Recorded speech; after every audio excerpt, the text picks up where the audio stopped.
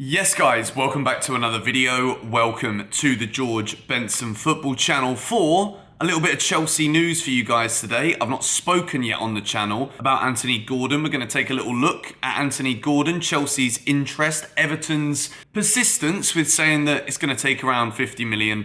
Gordon's also removed a lot of the Everton links from his Instagram account too. You can make of that what you will, but with Chelsea being linked with the player would probably want to move to Chelsea. We're going to compare, as my housemate decides to drive off with his very loud bike that he says has 5 silences on it to disrupt my video.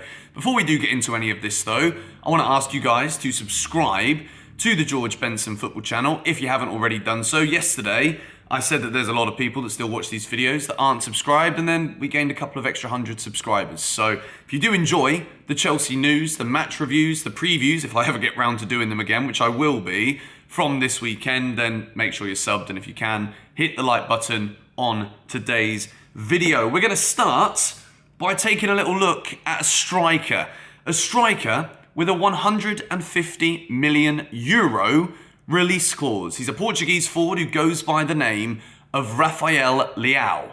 Plays for AC Milan right now. Last season, 14 goals, 12 assists, 26 goal involvements. That is 3 shy of Mason Mount. A lot of you guys are still slating consistently. Yes, maybe I do give Mason Mount a little bit too much credit sometimes, but he was our player of the year last season. 29 goal involvements for a man playing out of position is massive. He's not made a good start to the season, but I back him to turn it around. And when Chelsea are linked with powerful, dynamic forwards, such as Rafael Leao, it tells me that Chelsea are trying to move in a direction which would enable us to make the attack more dynamic. So we've got some tweets here from Nick Purewall. Chelsea FC understood to have been encouraged towards a second set of talks on a deal for Rafael Leao.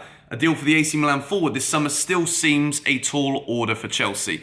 The reason for this is because AC Milan just keep pointing us in the direction of the release clause. Chelsea will not be willing, in my opinion, to spend 150 million euros. The Aubameyang deal that we heard about yesterday and spoke about in yesterday's video, suggesting that Chelsea had agreed a fee with Barcelona for Pierre-Emerick Aubameyang. I do believe that personal terms are absolutely no issue between Aubameyang and Chelsea. There's also another tweet from Nick saying the new Chelsea FC bosses understood to have viewed Leao among their most highly regarded possible targets this summer, but Milan's early confidence over a new contract for the 23-year-old had cooled initial interest. The reason why I still think it is a feasible possibility that Chelsea might go in and actually attempt to really try and sign Leao this summer is because it's become so evident over the course of the last few days. The beginning of this season, 3 goals in 3 matches,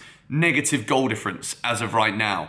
Chelsea don't just need to sign Aubameyang.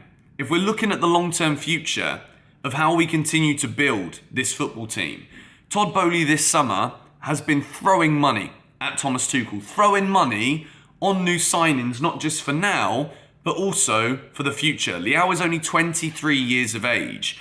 And if we compare him here to some of the other strikers that Chelsea have at the club and ones he've also been linked with, we've got Ivan Toney there with 20 goal involvements last season in 37 games. Aubameyang with 23. Armando Broja with 10. Kai Havertz, 47 matches, 20 involvements in total. But what we saw from Kai Havertz at the weekend suggests that he's not at that dynamic level for a number 9 that a player like Rafael Leao is. So when I see Chelsea linked with this player, I think it will be very, very difficult. It's being reported by The Times, and if any of you know anything about newspapers in the UK, I would say that The Times are one of the more reputably resourced newspapers out there.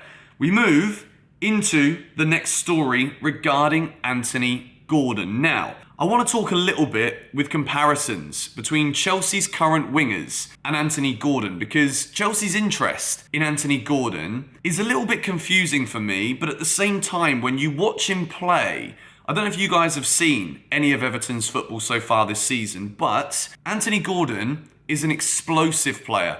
Anthony Gordon, whenever he's got the ball, he looks forward. He looks to try and take players on, not afraid to shoot from outside of the area, which is something that we've seen from Hakim Ziyech, we've seen great goals scored by Ziyech. We saw a couple of attempted pot shots, or pop shots as they're called, in the game against Leeds at the weekend. But we can see the graphic here on the screen now. I've also included Mason Mount in this, even though I do absolutely view Mason Mount as a midfielder.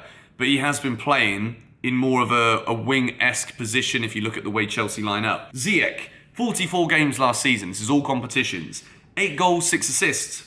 Christian Pulisic, 38 games, 8 goals, 5 assists. Hudson-Odoi, 3 goals, 6 assists in 28 games. Mount, 13 goals, 16 assists. And Anthony Gordon, just 4 goals and 3 assists. When we look at this in a statistical manner, you look at Anthony Gordon, and yes, he is younger. Yes, we are talking about a player for the future, an English talent with potential, which is why Everton have the position to be able to ask for 50 million. Anthony Gordon is more naturally wide.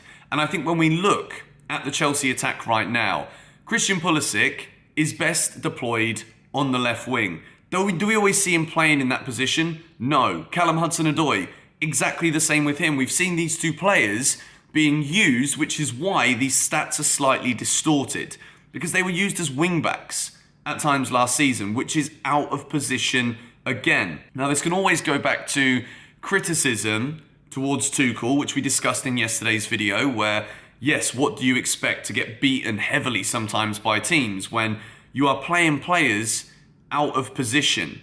I've seen a few arguments in the past 24 hours that this is an arrogance from Tuchel, where he's trying to, every time we win, make it like he is the author, the orchestrator of that, and it's because of his decisions that lead Chelsea to winning football matches.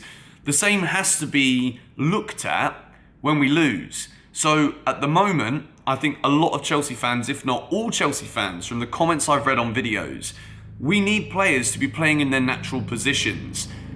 There's a helicopter. Bloody hell. We haven't just got loud bikes, we've got helicopters going over the roof of the gaff as well. Anthony Gordon, at 21 years old, is the youngest player, alongside Callum Hudson-Odoi, on this graphic you guys can see on the screen now.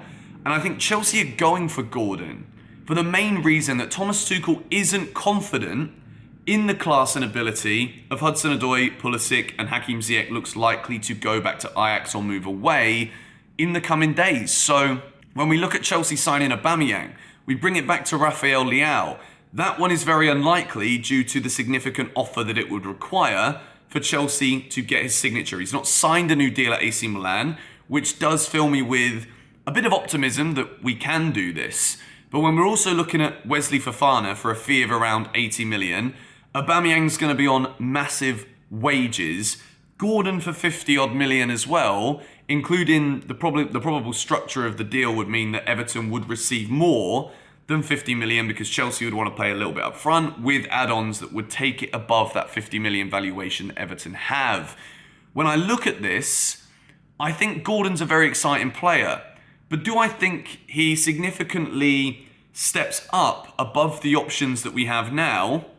I'm not fully convinced by that. So as much as I think it could be a great signing for the future, unless Chelsea really do offload a significant number of players in these attacking areas, I think what we could end up with is once more 5 or 6 players competing for 1 or 2 positions. And what that then does is create unrest in the dressing room. If Pulisic manages to stay, if Hudson-Odoi stays, we're starting to look now at an overcrowding in the wide areas again. And do any of these players fix Chelsea's lack of creative output? Does this actually change anything to help us create chances for the new strikers we're bringing in?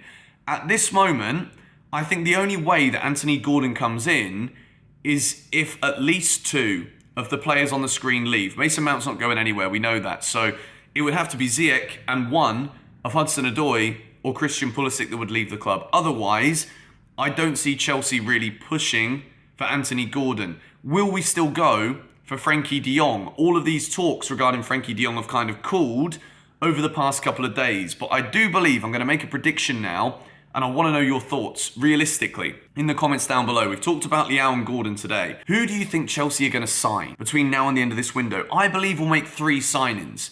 There is also links to Brighton defender Webster, who is being considered as an option if Chelsea don't succeed in bringing Wesley Fofana to the club. I think that all depends on Leicester.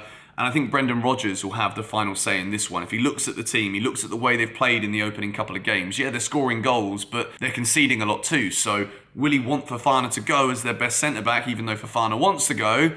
Or will he look at the 80 million and say, right, well, we can invest this 80 million in other areas, maybe buy another young defender, and hopefully we can bring a bit more balance to the team. My prediction is that Chelsea will sign Fofana.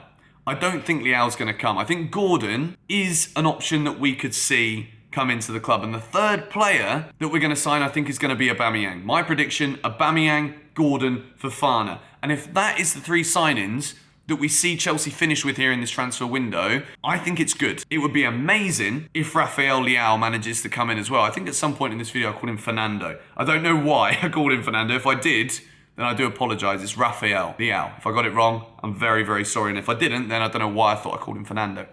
It's just a little bit hot in my bedroom, so let me off, all right?